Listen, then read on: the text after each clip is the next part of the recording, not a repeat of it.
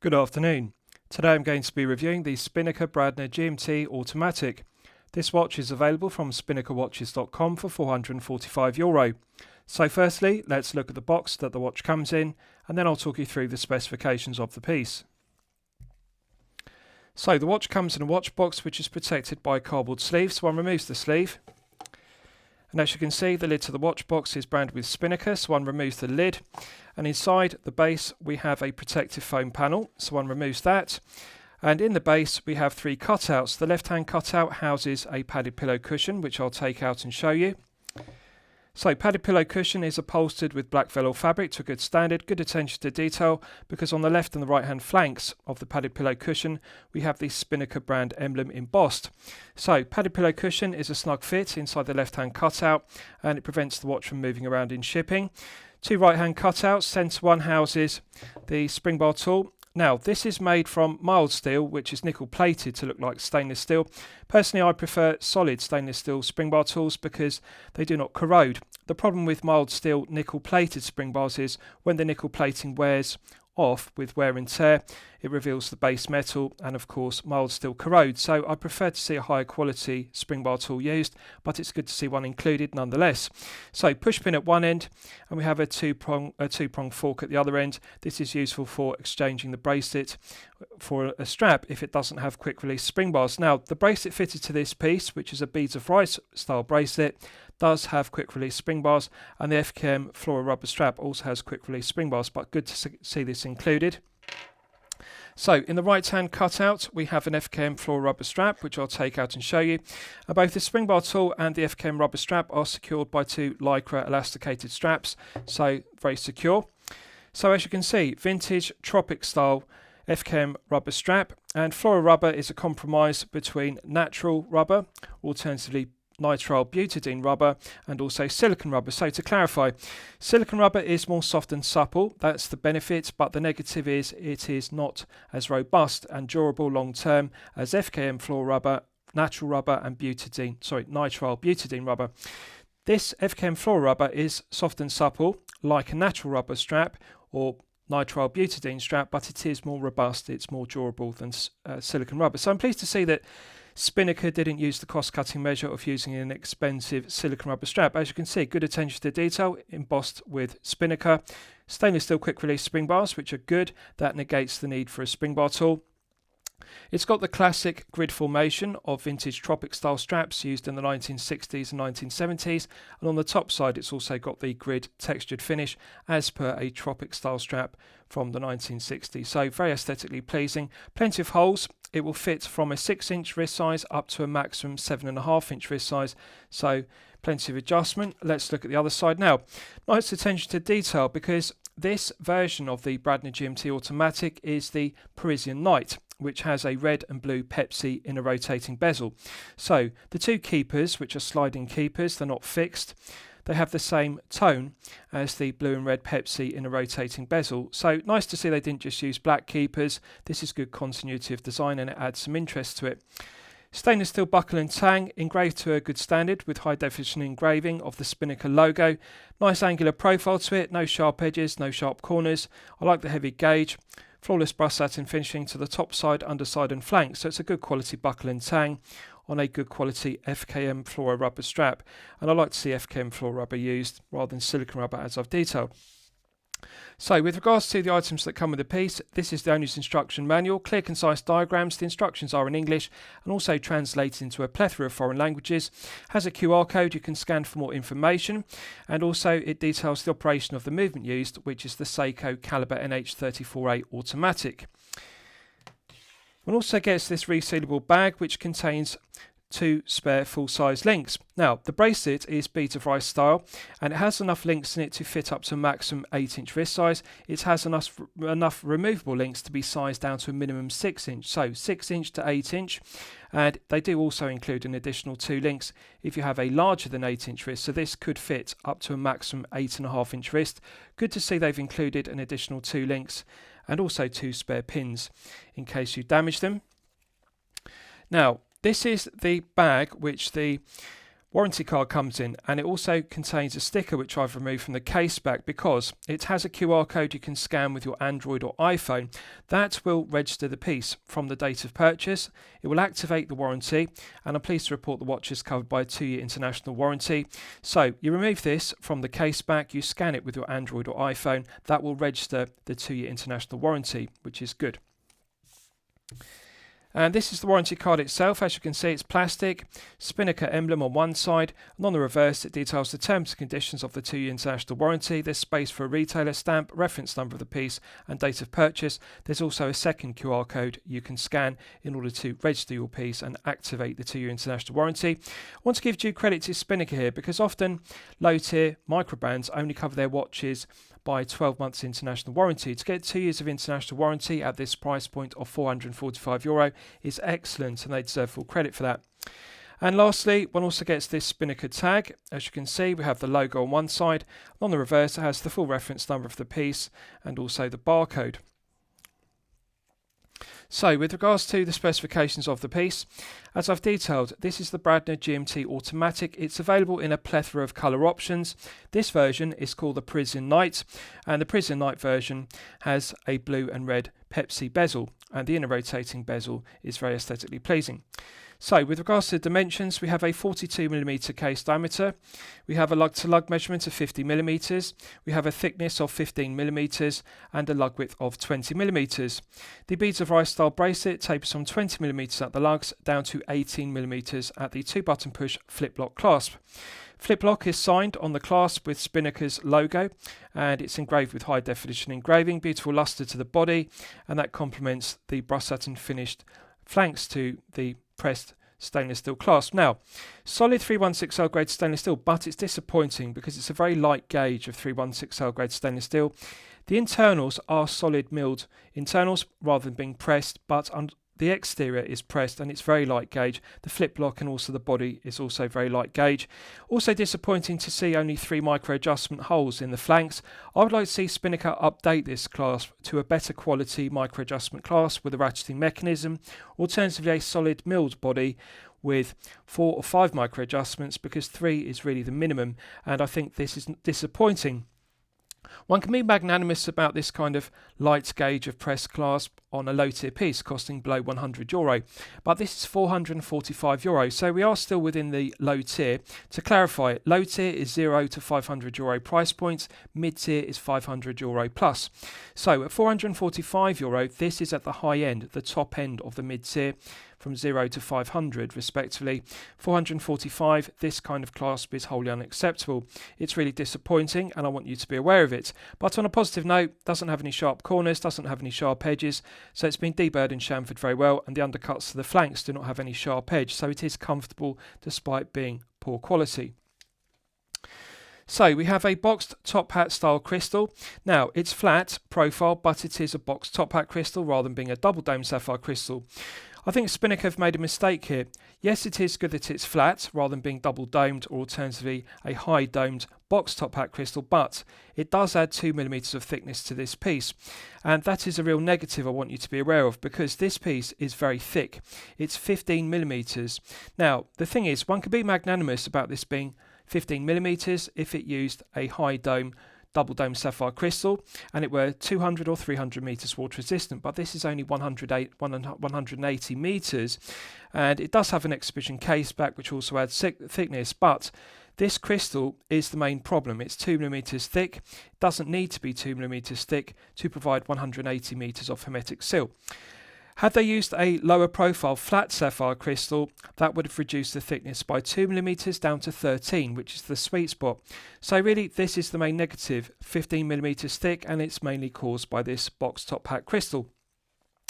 We've got an inner rotating Pepsi bezel in blue and burgundy, which is very aesthetically pleasing, and I like the 3D effect to the Arabic numerals on the GMT bezel because they are like blocks of C3 Superlume Nova. Spinnaker call this Swiss New Light Superlume Nova, but it really is like Superlume Nova C3. And I like the snowflake indices on the dial, good symmetry to the dial, and the date complication is framed with a silver frame. Bust satin finishing to the hands, which are skeletonized, are very aesthetically pleasing, correctly proportioned. Quality of the printing to the dial is high definition and crisp, and I like the silver Spinnaker applied text logo at 12 o'clock. So it's good that the dial isn't over-branded with unnecessary text or specification, just the right amount of information, because we have Spinnaker GMT at 12 o'clock and then simply automatic with water resistance rating, 600 feet / 180 metres. Now, this is a rather odd choice of water resistance rating, 180 metres, because the industry standard for GMT pieces is 100 metres, and the industry standard for dive pieces is 200 metres or alternatively 300 metres respectively. 180 metres is not used, so this is neither one thing nor the other. It's not 100 metres as per a GMT piece, which this is, and it's not 200 metres as per a dive piece, which this is. So I really think Spinnaker need to update the water resistance rating or upgrade it to 200 metres and use 200 metres as water resistance rating. 180 is odd. With regards to the dial, very aesthetically pleasing. Now, the dial is black and it's sunburst finish. The sunburst finish is subtle, so it does look like a glossy enamel black dial, but it is actually a sunburst dial, but it's got a very subtle sheen to it. I like the 3D effect of the Pepsi bezel, and also the chaptering minute ticks are clearly indexed, and the printing of the white minute ticks is very good, and also the Arabic numerals are correctly proportioned. The font is very good. The date wheel is black, and I like to see a black date wheel used with contrasting white Arabic numerals rather than the default option of a white date wheel with black Arabic numerals. The alignment is correct. The singles and the double Arabic numerals on the date wheel are aligned correctly. They're not too far to the left or the right, or too high or too low in the silver framed date window. So let's test the inner rotating bezel, and then we'll test the screw down crown. So the top crown is solid 316L grade stainless steel, coin edge finished, nice large chamfer which deletes the sharp tips to the coin edge teeth. Top crown isn't a screw down crown, it's just friction based, and you rotate it clockwise and anti-clockwise to rotate the inner 24-hour bezel, as you can see. Now, it's friction based and it's got a nice firm feeling to it. So the benefit of it being firm rather than light is that if you accidentally rub against the top crown, it's not going to accidentally knock the inner rotating bezel out of position. So there is enough friction there, or enough resistance, to prevent it accidentally moving out of position. So it doesn't click, it feels smooth both clockwise and anti-clockwise, and it feels exactly the same when you rotate it clockwise and anti-clockwise. In terms of resistance, it doesn't get lighter or heavier. It feels even, it feels smooth all the way through the 360 degrees of rotation, which is good. And I like that it's not a light resistance, it's got a nice firm feeling to it, and it feels very satisfying. There's an immediate response. When you rotate the crown, there's no back play to take up. Doesn't have any slack in the gearing. So when you rotate the crown clockwise and anti-clockwise, the inner rotating bezel immediately responds, which is good. I like that the back play is minimal. Now, the lower crown is a screw down crown. Again, solid 316L grade stainless steel, coin edge finished, nice large chamfer to it, and it's signed with the Spinnaker emblem, which is good. So, really, they should have added 2 screw down crowns rather than just having one. And this is the main problem. This is 180 metres, which is odd, as I've detailed. They could have easily made this 200 metres or even 300 metres had they made the top rotating crown for the inner rotating bezel also a screw down crown. For example, it is possible to have a screw down crown you pull out and push in with a click and screw it down as per the lower crown. And that would be good because it would update or upgrade the hermetic seal to 200 or 300 metres. And this is the real reason why this is 180 metres, because they haven't been able to get this top crown to 200 metres. Clearly 180 is the maximum with 2 hermetic seals, 2 rubber O-ring gaskets. So lower crown is a screw down crown. So let's test the execution. Now, it doesn't feel silky smooth. There is some friction. The friction is caused by 2 things. The interface of the internal thread of the stainless steel crown meshing against the external thread of the stainless steel crown tube. You can feel the metal to metal, the stainless steel to stainless steel rubbing against each other, the threads interfacing. And the other friction is caused by the rubber O-ring gaskets. There are 2 hermetic seals, 2 rubber O-ring gaskets, one inside the crown, which hermetically seals against the end of the stainless steel crown tube. There's a second rubber O-ring gasket inside the crown tube itself, which seals the winding stem to the crown tube. And those 2 hermetic seals provide 180 metres. So One can feel the friction, both of the rubber O-rings and also of the threading. There is room for refinement. Now, it's not rough or gritty, to put this into perspective, but it just isn't silky smooth. They could improve the tolerances, the quality control and the build quality of the machining, and that would refine it to make it silky smooth. So, when it's unscrewed fully, you can manually wind the Seiko Calibre NH34A automatic to its maximum 41-hour power reserve. So it feels nice and smooth to manually wind. Feels exactly the same as manually winding an NH35A, which you'll all be familiar with, and also the NH34A, which has the same architecture, feels exactly the same as the 35A to manually wind. Medium resistance, one can feel the tension in the mainspring gradually building up. Feels smooth to manually wind, doesn't feel rough or gritty, so it's good. I like it. Putting it out to the first click position is the GMT hour hand quick set position and also the date complication, because the GMT complication is driven off the date complication. So when you rotate the crown clockwise in the date setting position, the first click on the crown, it rotates the GMT hour hand clockwise, as you can see. Now the negative is you can't rotate it anti-clockwise, it will only rotate clockwise, but it does click. Each of the hours on the 24-hour scale have a nice positive click. So the indexing is solid and the alignment is correct, which is good. So it's good to be able to independently rotate the GMT hour hand independently of the 12-hour hands without disrupting the time. As you can see, the second hand continues to run. So you can set the 12-hour time in the conventional manner, and if you want to change time zones, you can pull out the crown to the first click, and you don't have to adjust the 12-hour or disrupt the 12-hour time setting. You can rotate the GMT hour hand independently, which is good. So it works very well. So rotating the crown anti-clockwise advances the quick set date complication. As I've detailed, the GMT hour hand is driven off the date complication. So first click position does both the GMT hour hand quick set and also the date complication quick set. So alignment is correct as I've detailed, and I like the white Arabic numerals contrasting with the black date wheel. Legibility is good, font is crisp and sharp, it's not too thick and blurry, and the alignment is good.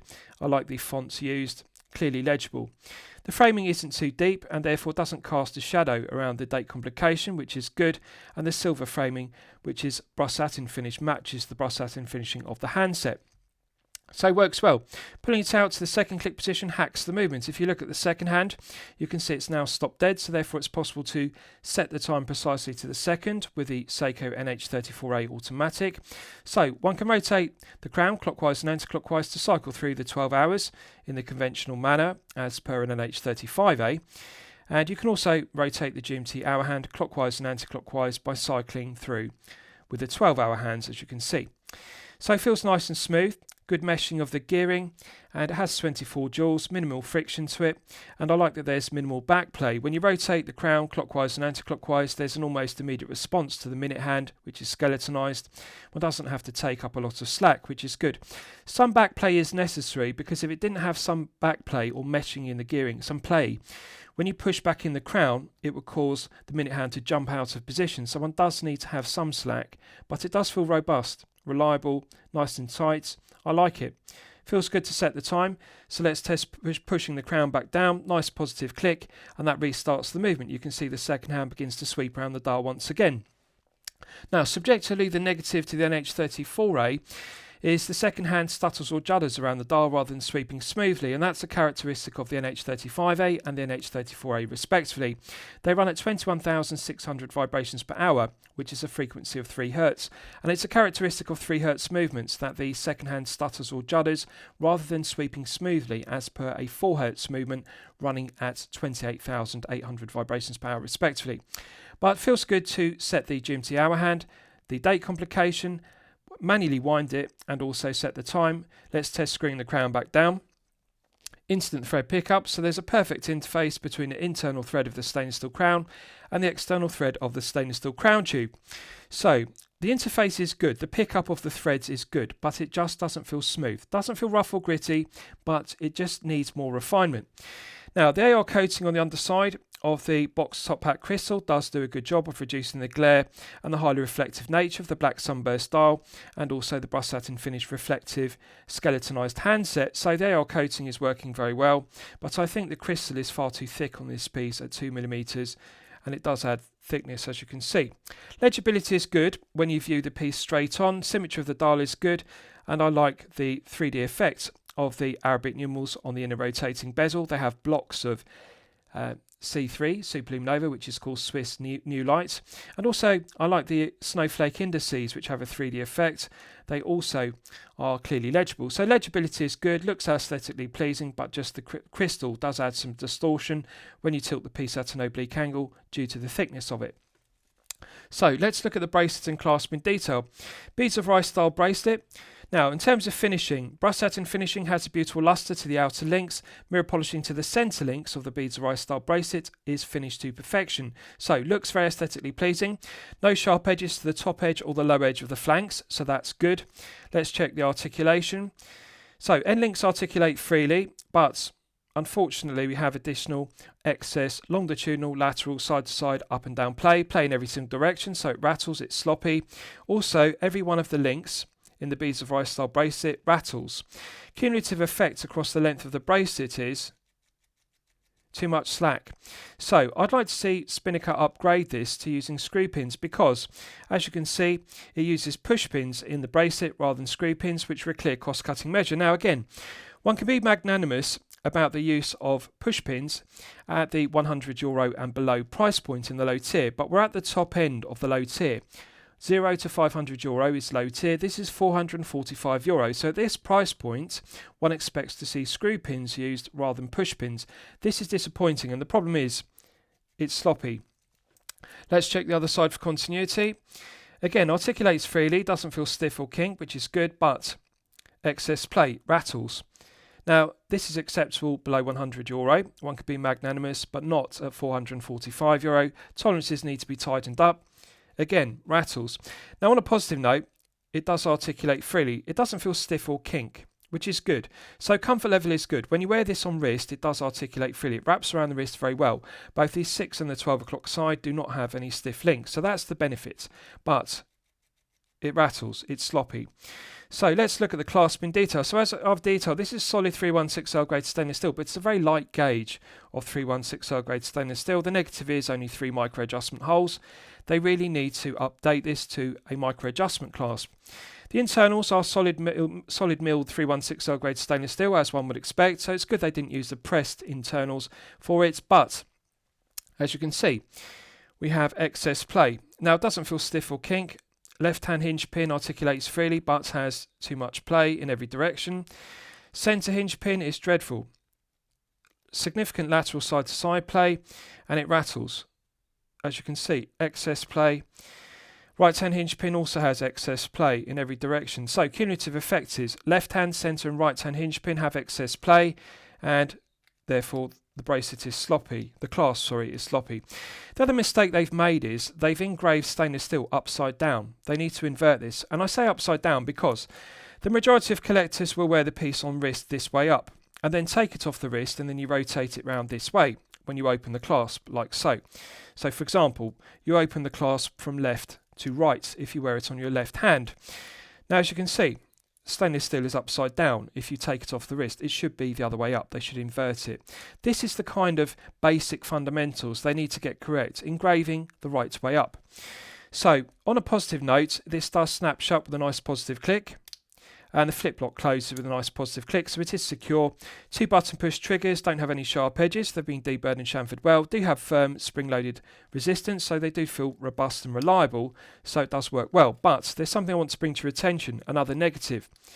This uses an abhorrent light gauge pressed stainless steel diver's extension. Now, this is not a credible alternative to using a ratcheting mechanism or a micro adjustment clasp. So they should have just used a larger, longer clasp with 4 or 5 micro adjustment holes in the flanks, alternatively a ratcheting mechanism, but they haven't.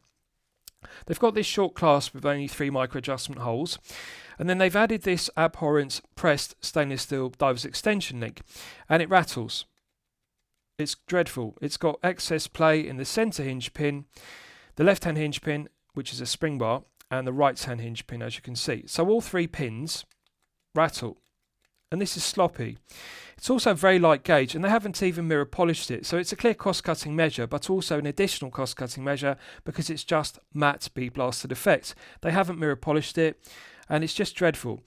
This would be acceptable below €100, but we're looking at a €445 piece. So at the top end of the low tier, €500 where the mid tier starts, and a microband really needs to be using a solid EasyLink style extension at this price point as an alternative to using a ratcheting mechanism or micro adjustment clasp.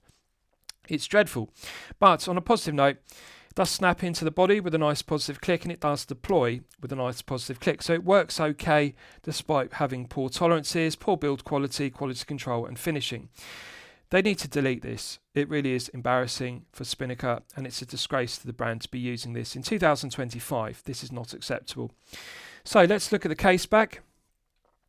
So exhibition case back glazed with mineral crystal. Now, mineral crystal is a cost-cutting measure, but I'm not going to be critical of it because, strictly speaking, the exhibition case back isn't an area that's prone to being scuffed and scratched as per the front of a piece. So sapphire crystal in the front is correct. Mineral crystal is okay to use in the exhibition case back because it's only rubbing against the wrist. It's not going to become scuffed and scratched. Stainless steel portion of it is concentric CNC lathe tool machined to a good standard and engraved with high definition engraving with a specification of the piece. The milled slots are well executed. They've been deburred and chamfered very well. No sharp edges to it. It is a bubble back case back, as you can see, and it provides an effective hermetic seal to 180 metres, which, as I've detailed, is an odd water resistance rating. This should be 200. Now, it's very deep, and there's no need for an NH34A to have so much clearance around the rotor. This has excess clearance, so what they've done is they've made the mistake of making this bubble back case back far too deep. It could be 1mm lower profile and still use an exhibition case back, providing 200 metres of hermetic seal. Doesn't need to have this crystal of thickness, this thick crystal, and it doesn't need to have this thick bubble back stainless steel portion to it. Just bear with me, I'll get the camera to focus on it. So again, this adds 1mm of thickness to the piece. So we've got two problems here. The box top hat crystal adds 2mm of thickness, and the exhibition case back adds 1mm. So that's 3mm of additional thickness on this piece that is not necessary. And as a result, the two mistakes mean this is 15 thick. It should be 13 or below. If they reduce the crystal to a 1.5mm or 1mm thick flat sapphire crystal, that would reduce this by 2mm. If they reduce the case back by 1mm, that would reduce the thickness of this piece to 13 or below. Two mistakes. Box top hat crystal and deep bubble back exhibition case back. But on a positive note, the glazing is perfectly flat and smooth, so it feels comfortable to wear against the wrist, and it is a very smooth case back, so no sharp engraving to it, and the milled slots are deburred, so it feels comfortable against the wrist when you're wearing it for 8 to 12 hours per day, but just it's too deep, so they need to delete this by 1mm, make it thinner. So, underside to the head of the piece is deburred and chamfered very well. Nice large chamfers to the tips of the lugs, so no sharp corners to the case. The undercuts to the flanks have been deburred and chamfered very well. We've got quick release stainless steel spring bars, which is good. So that negates the need for a spring bar tool if you want to exchange the beads of rice style bracelet for the FKM floor rubber strap included, and it's good. The quick release spring bars work very well, and the quality of the end links are finished very well. Nice snug fit to the lugs. So the undercuts to the case are very well deburred and chamfered, and the case is very well finished on the underside. Right, so I'll give you a wrist shot and you can see how it fits on my 8-inch wrist. Now, I just want to clarify, I haven't sized the bracelet, and it does come with the additional 2 full links. So with this abhorrent diver's extension link deployed, you can see it easily fits my 8-inch wrist. This would actually fit up to a 9-inch wrist because I can easily slide an index finger beneath the clasp at all times. So I'm just going to do back up the extension link, and then you'll see the fit for a larger wrist when it's on its maximum. So just bear with me, it's a snug fit to get over my glove. So as you can see, 8 inches is the maximum, and I'm on position 3 out of 3 on the micro adjustments in the flanks. Now, I can't slide an index finger beneath the bracelet and clasp, so that means 8 inches is the absolute maximum, but they do include an additional 2 links.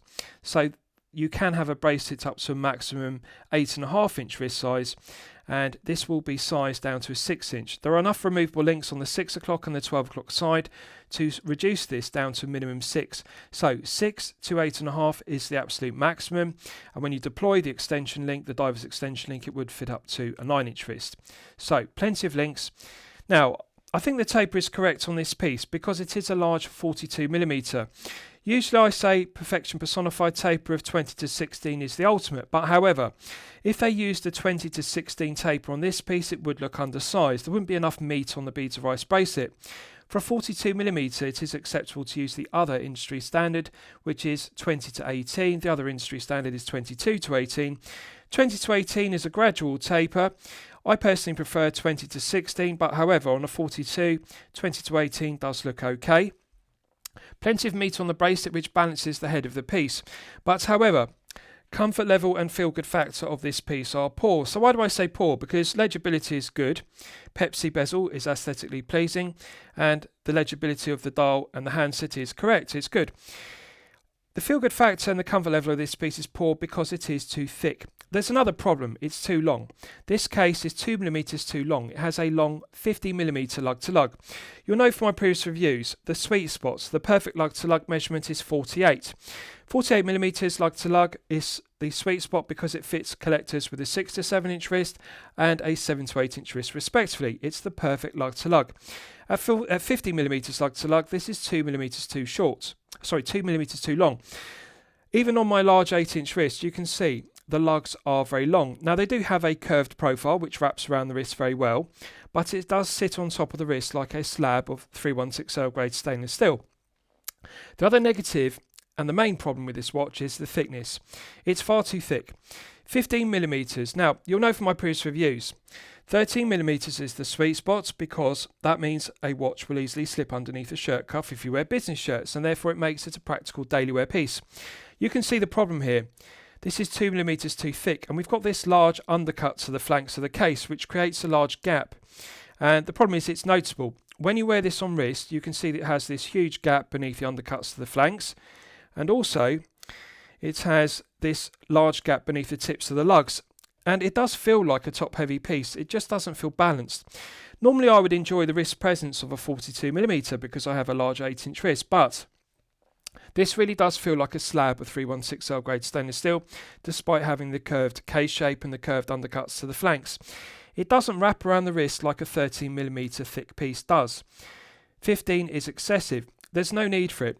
I appreciate it has an inner rotating bezel, and it also has a GMT complication. It has an additional hand for the GMT hour hand on the Canon pinion, so it does need some additional clearance, but however, doesn't need a 2mm thick crystal. So, as I've detailed, the two problems, the two mistakes Spinnaker have made. Case back is 1mm too thick. Box top pack crystal is 2mm too thick. So, if they deleted both of those, that would immediately save 3mm. That would reduce this down to 12. And it is possible to do that. It is possible to have a piece which is 200 meters water resistant with an NH34A, and be 13mm or below. This is 15, far too thick. So comfort level and feel good factor are diminished, even though the bracelet actually looks correctly proportioned and feels correctly proportioned. 20 to 18 is the correct taper for 42. It's really a shame that Spinnaker didn't make this in a 40mm, and it is possible to make a 40mm and use the NH34A. They didn't need to make it 42. 40 would fit collectors with all wrist sizes. A 40 fits a 6 to 7-inch wrist, and it also fits a 7 to 8-inch wrist. Had they made this in a 40, they could have used a 20 to 16 taper, which is perfection personified. They also could have used the correct lug to lug measurement, the sweet spot of 48. And again, this would enhance the feel good factor and the comfort level, because 48 would fit all wrist sizes, 40 would fit all wrist sizes, 20 to 16 would look good and also feel good. 42 is just too large. 15mm is also too long, 15 is far too thick. And when the cumulative effect of all these mistakes, the thickness, the long case, and also the taper on the bracelet, it just diminishes the feel good factor and the comfort level. It's a real shame. This really should be 40, not 42, and only 13mm thick.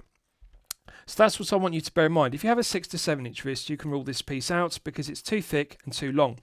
Clearly it's intended for collectors with a larger wrist of 7 to 8 inches plus. Now, even if you have an 8 inch wrist, it does feel heavy. It's 157 grams with all the links in the Beads of Rice style bracelet. Now, 150 or below is the sweet spot for comfort level to wear a piece for long periods of time, such as 8 to 12 hours per day. Now, I appreciate this is a 42. We're not looking at a 40 millimeter, so one has to expect 150 grams plus. But 157 is too heavy. Now, I appreciate that I have a large 8 inch wrist, and this does have all the links in the Beads of Rice style bracelet, but 157 is heavy, and you can really feel the heft on wrist because it's a thick head of the piece. The bracelet doesn't feel too heavy, and of course it does have this light press clasp, which does reduce the heft of it. I'd prefer to see a better quality, heavier gauge, but 157 really means this is too heavy to be comfortable to be worn for long periods of time. Right, so let's do a Lume test, and we'll see how the Lume performs when it's charged up to the absolute maximum. So as always, I'm going to use my 100 UV LED torch to charge it up to the absolute peak. So Spinnaker call this Swiss new light, and really what that is Superluminova C3. Right, so that's now fully charged, and as you can see, it has not disappointed. So I'm pleased to see the performance of the 3D blocks of Arabic numeral C3 Superluminova on the inner rotating bezel are excellent. Good colour tone match in daylight. The Superluminova is a white tone on the dial, the inner rotating bezel and the skeletonized handset. And in the dark, there's also a good colour tone match. Same green tone on the inner rotating bezel, the dial and the handset. We're clearly looking at 5 to 6 layers on the inner rotating bezel, the indices and also the handset. So credit where credit's due. Spinnaker haven't used the cost-cutting measure of 2 to 3 layers or 3 to 4 layers as so many micro brands do in the low tier. This is clearly 5 to 6. So the camera's now struggling to autofocus on it, so I'm just going to charge this up a second time to its maximum, and we'll just look at it again. Nice green tone to it. So the exciter has potency and good even application to the 5 to 6 layers on the inner rotating bezel, the dial and the handset. I like the symmetry of the dial, and the absence of the index at the 3 o'clock position is acceptable because we do have the date complication. So it works well, and the performance is good. I think it's acceptable at this price point, and I think C3 is the correct colour tone choice. Nice green tone to it, and I think they've done a good job of it. So symmetry is good, legibility is good, and nice to see blocks of Arabic numeral C3 Superluminova for the inner rotating bezel. So they've done a good job of it. Right, so let's discuss the movement used, because it's one of my favourite aspects of the piece. So you'll all be familiar with the Seiko NH34A automatic, which is made in Japan. It's been in service since 2021, so the architecture of the NH34A is the same as the NH35A. Seiko just add an additional GMT hour hand to the cannon pinion to give it a GMT complication, which is driven off the date complication as I've demonstrated. Has 24 joules. It runs at 21,600 vibrations per hour and a frequency of 3 Hz. Has hand winding and hacking, which are useful complications. Quickset date complication works well, and also a quickset GMT hour hand, which also works well. 41 hour power reserve is acceptable. Stated accuracy is -20 to +40 seconds per day, so a rather wide accuracy range. However, I'm pleased to report that Spinnaker are doing a good job of regulating the movements they're using, and they're clearly regulating the NH34As they're using in 5 positions, because this one is running consistently at +6 seconds per day, which is excellent accuracy and well within the stated -20 to +40 seconds per day. +6 is very good for an NH34A, and I really like it. It's reliable, it's well proven. It's been in service since 2021, so at this stage, at 2025, the reliability is well proven, and the architecture is the same as the NH35A, which is again well proven. So, great choice of movements at this price point of €445. I like the reliability of the NH34A. The negative is the thickness, and it is a thick movement. Now, the problem is Spinnaker have made this too thick, as I've detailed. This is 15mm, and although the NH34A is a thick calibre, it doesn't need to be housed in a 15mm thick piece. It is possible to make a GMT piece 13mm thick with 200 metres, with a flat sapphire crystal and an exhibition case back. This is 2mm too thick, and really I think one can't blame it on the movement being thick. Spinnaker have simply made the sapphire crystal too thick, and also the exhibition case back too deep.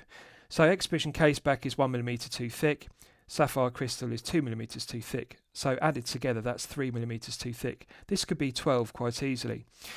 So NH34A is an excellent movement. I like everything about it, and I think at this price point it is acceptable not to be using a higher grade of movement. So lastly, I'll summarise the piece. What do I think of it overall? Well, when I'm considering reviewing a watch on my channel, the watch meets 2 criteria.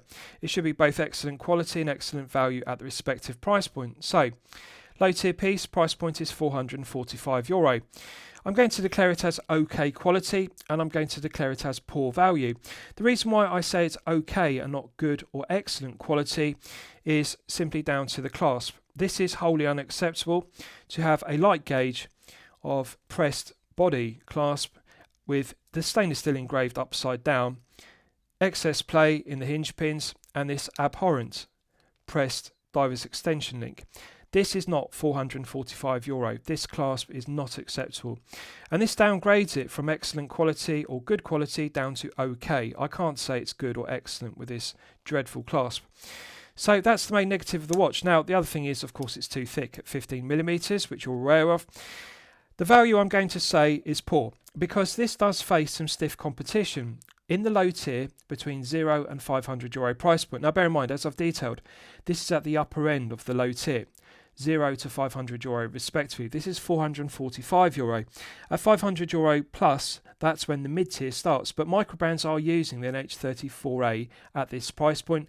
But however, they're making better quality clasp. Solid milled micro adjustment clasp with micro adjustment, ratcheting mechanisms, or alternatively a solid milled extension. So this really downgrades this piece to a below €100 level quality and value piece. With the clasp, it really is unacceptable in 2025 to be using this kind of poor quality clasp.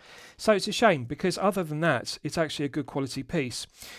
I like everything about it, and it is very comfortable on wrist. The beads of rice bracelet, although it is sloppy, is very comfortable. It does look aesthetically pleasing, but it's just too large. This needs to be a 40mm with a 48 lug to lug and 13mm or less thickness. That would really enhance the piece. So I'd like to see a V2 of this made in a smaller version, 40mm by 48, with a 20 to 16 taper. And of course, a ratcheting mechanism micro adjustment clasp. Then it would become good quality and good value, or excellent quality and excellent value at €445. So I hope you've enjoyed my review of the Spinnaker Bradner GMT Automatic Parisian Night version. Please feel free to post your own comments below the video. Thank you for watching.